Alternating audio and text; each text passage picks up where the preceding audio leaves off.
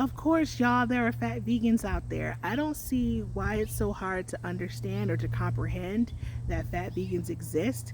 And I think the reason why you think that they don't is because you don't really know what veganism is, and you don't know the difference between plant-based and vegan. And there's plenty of resources, plenty of videos that explain the difference. And they've been putting it on YouTube and all these social medias for years. But I'm just going to give you something real quick and simple, okay? If you go to any plant-based section in the grocery store that's not produce, those are all processed foods. Those processed foods might be loaded with vegetable oils, coconut oil, high fructose corn syrup, whatever the stuff that it is, it's all processed foods. Do you think processed foods are healthy? No. Veganism doesn't equal health. Veganism doesn't equal weight loss. So if someone's like, I'm a vegan, does not automatically mean that they're trying to be vegan for their health, okay? Plant-based, it's more people like on that diet stuff, right?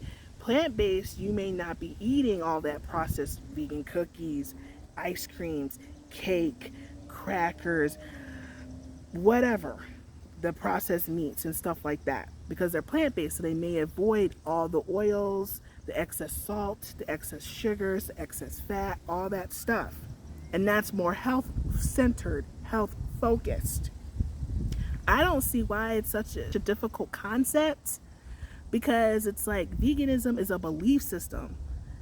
It's a belief system about animal liberation, animal rights, not doing harm to animals, but that does not equate to being healthy, okay? It does not equate to you going to lose weight. So y'all got it twisted out here. Like, of course there's fat vegans out there. Like, I mean, look at the grocery store, look what you can get. Now 20 years ago, it would be harder because there were less quote unquote vegan plant-based processed foods out there. The marketing wasn't there for it. It wasn't as popular 20 years ago, and people who were quote unquote vegan or, you know, plant-based, they just made their stuff at home, and they didn't eat all that processed stuff because it didn't exist. So that is why there are fat vegans out here. Does not mean because you're fat that you're fat, doesn't mean you can't be vegan, people, okay? And another thing, most people, because vegans only make up like 3% of the world's population, so it's pretty small, because it's a belief system, okay? Keep saying it, it's a belief system.